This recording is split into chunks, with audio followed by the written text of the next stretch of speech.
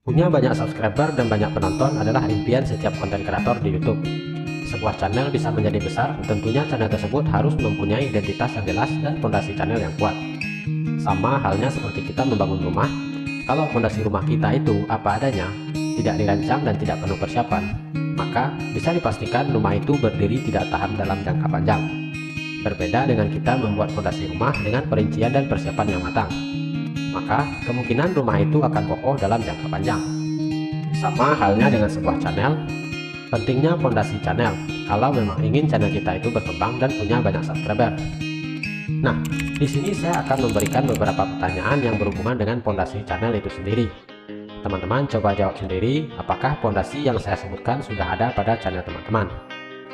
Pertanyaan yang pertama, sudahkah fokus tema yang ada di dalam channel kita? Jadi fokus tema ini sangat penting dalam sebuah channel ya teman-teman, karena ini akan menggambarkan identitas channel kita. Contohnya seperti channel saya ini. Channel saya ini dikenal orang sebagai channel tutorial YouTube. Kenapa bisa begitu? Karena dari temanya bisa terlihat selalu membahas tentang tutorial YouTube. Jadi jika orang lain lagi butuh ilmu YouTube, kemungkinan orang tersebut akan membuka channel saya. Atau bagi yang sudah tahu atau suka dengan channel saya, mereka akan menuliskan di pencarian dengan nama dapur tutorial atau dapur Uki. Jadi itulah pentingnya fokus tema di dalam channel kita. Channel kita lebih cepat untuk diingat oleh penonton. Di samping itu, kalau kita punya tema yang jelas, maka algoritma YouTube juga akan lebih cepat membaca kemana arah rekomendasi dari channel kita. Contohnya, teman-teman semua pasti pernah menonton di channel-channel sebelah yang temanya tutorial YouTube juga. Ketika teman-teman sedang menonton di channel sebelah, maka di bawahnya kemungkinan ada video-video dapur tutorial. Kenapa bisa seperti itu? Itu adalah bukti bahwa algoritma YouTube sudah paham kalau channel ini adalah channel tutorial YouTube, sehingga YouTube akan merekomendasikan kepada penonton yang tepat. YouTube tahu penonton mana yang suka dengan channel tutorial, channel masak, channel mancing, dan lain-lainnya. Jadi jika tema channel kita jelas, maka rekomendasi video kita lebih cepat dan tepat kepada penonton yang memang hobi dengan tema channel kita. Selanjutnya pertanyaan yang kedua, sudahkah ada bedanya channel kita dengan channel orang lain yang temanya masih sama dengan channel kita? Contoh gampangnya saja, channel dengan tema tutorial YouTube. Itu kan banyak sekali ya teman-teman, bukan saya sendiri. Namun, di sini saya mencoba menciptakan sesuatu yang beda dari channel orang lain yang temanya sama dengan saya. Mungkin untuk perbedaannya, teman-teman bisa menjawab apa bedanya channel dapur tutorial dengan channel orang lain. Nah, yang merasakan perbedaan itu tentunya sahabat semua yang suka dengan channel saya. Coba tuliskan di kolom komentar sambil teman-teman menonton video ini. Mungkin saja ada masukan-masukan agar channel saya ini bisa lebih memberikan yang terbaik lagi buat teman-teman semua. Mungkin dari garis kecilnya saja, salah satu perbedaan yang saya utamakan adalah dari segi bahasa saya.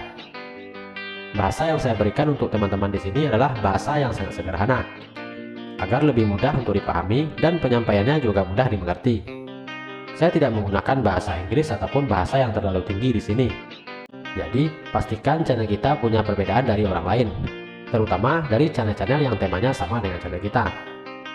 Pertanyaan yang ketiga, kenapa orang harus subscribe channel kita? Di sini, kita akan butuh subscribe dan butuh penonton. Nah, pertanyaannya, kenapa orang harus subscribe channel kita atau apa alasan orang harus subscribe channel kita? Nah, ini adalah pertanyaan yang harus bisa teman-teman jawab. Kalau kalian tidak bisa menjawabnya, kemungkinan kalian akan susah mendapatkan subscriber. Karena kalian sendiri saja masih belum tahu apa alasannya orang harus subscribe ke channel kita. Misalkan, apa sih manfaat yang bisa kita berikan pada penonton? Jadi, jika membuat sebuah video, kita harus punya alasan kenapa penonton itu harus subscribe ke channel kita.